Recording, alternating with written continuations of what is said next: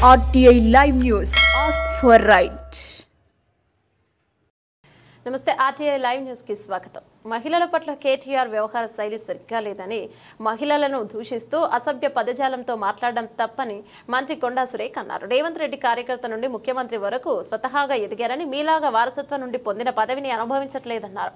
ముఖ్యమంత్రికి మహిళలంటే ఎనలేని గౌరవమని, వారు మహిళల పట్ల మీరు వ్యవహరించే తీరునే చెప్పారు తప్ప మహిళలను అగౌరవపరచలేదన్నారు.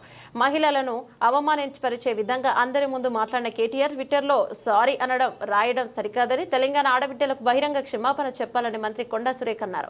ముఖ్యమంత్రిని విమర్శించే నైతిక హక్కు కేటీఆర్ కి లేదన్నారు.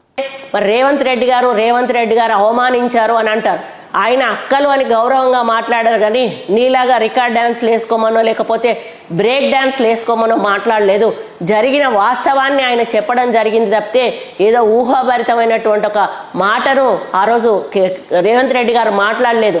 ఈరోజు రేవంత్ రెడ్డి గారిని మరి మీరు ఎంత ఇబ్బంది పెట్టారో మీకు తెలుసు. కేసులు పెట్టి ఆయనను లోపలేసి ఆయనను అనగదొక్కి ఆయనను ఆ రాజకీయంగా ఎదగకుండా చూడాలని మీరు ఆ రోజు మహబూబ్ నగర్లో ఓడించినా కూడా మల్కాజిగిరిలో తిరిగి గెలిచొచ్చాడు.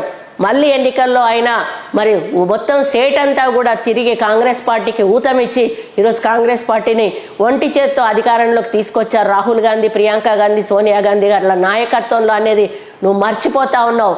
నువ్వు మాత్రం మీ అయ్య పేరు చెప్పుకొని ఈరోజు రాజకీయం చేస్తున్నావు కానీ నువ్వు స్వయంగా రాజకీయాల్లో ఎదిగినటువంటి వ్యక్తివి కాదు అనే విషయాన్ని నువ్వు మర్చిపోకు. ఈరోజు రేవంత్ రెడ్డి గారు కార్యకర్త స్థాయి నుండి ముఖ్యమంత్రి స్థాయి వరకు కూడా కష్టపడి ఎదిగి ఈరోజు ప్రజల కష్టాలు తెలిసిన వ్యక్తిగా ఈరోజు నిర్ణయాలు తీసుకుంటా ఉన్నారు.